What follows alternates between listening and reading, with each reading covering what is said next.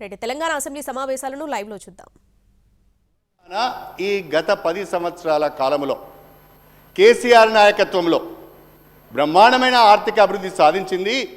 తలసరి ఆదాయం పెరిగింది, జిఎస్డిపి పెరిగింది, అన్ని రకాల బ్రహ్మాండంగా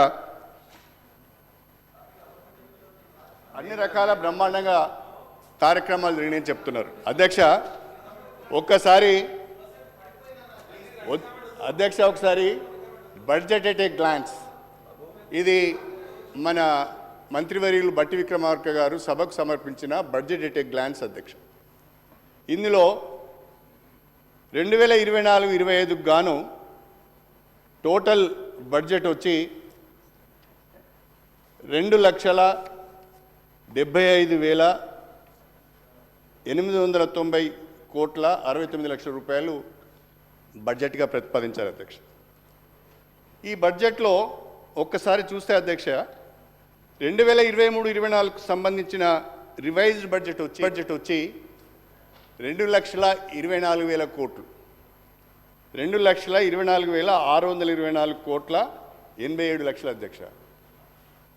24-25కి సంబంధించిన బడ్జెట్కి వచ్చేవరకే 2,75,890, అంటే దాదాపు శ్రీధర్ బాబు గారికి నా విజ్ఞప్తి, దాదాపు 51,000 కోట్ల రూపాయల బడ్జెట్ను పెంచి ఈ బడ్జెట్ పేపర్లో చూపించారు. నేను అడుగుతున్న ప్రభుత్వాన్ని, ఒకవైపు ఆర్థిక మాంద్యం వస్తున్నది, రాష్ట్రం యొక్క ఆదాయం పడిపోయింది, వనరులు సరిగా లేవు అని చెప్తూనే అదనంగా 51,000 కోట్ల రూపాయలు దీంట్లో బడ్జెట్లో చూపించారు. ఇవి ఎలా వస్తాయి?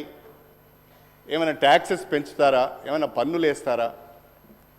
ఏం చేస్తారో స్పష్టత ఇవ్వలేదు అధ్యక్ష. రెండవ వైపు ట్యాక్స్ రెవెన్యూ కింద గతంలో 1,18,195 కోట్ల రాబడి ఉంటే ఇప్పుడు 1,38,228 కోట్ల రూపాయలు చూపించారు అధ్యక్ష. అంటే ట్యాక్స్ రెవెన్యూ 20,000 కోట్లు పెంచి చూపిస్తున్నారు. ఈ ట్యాక్స్ రెవెన్యూ 20,000 కోట్లు పెంచడం అంటే ఎలా పెంచబోతున్నారు? అంటే ఏమైనా అడిషనల్ ట్యాక్సెస్ వేస్తారా? ఆల్రెడీ మన స్టేట్ ఓన్ ట్యాక్స్ రెవెన్యూనే 84%కి వచ్చింది మనది.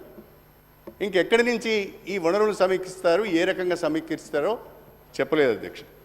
మరొక వైపు రాష్ట్రం అప్పుల పాలైందని చెప్తూనే ఈ సంవత్సరం 59,625 కోట్ల 21 లక్షల రూపాయలు అప్పులు చేసే విధంగా ఈ బడ్జెట్లో పెట్టారు.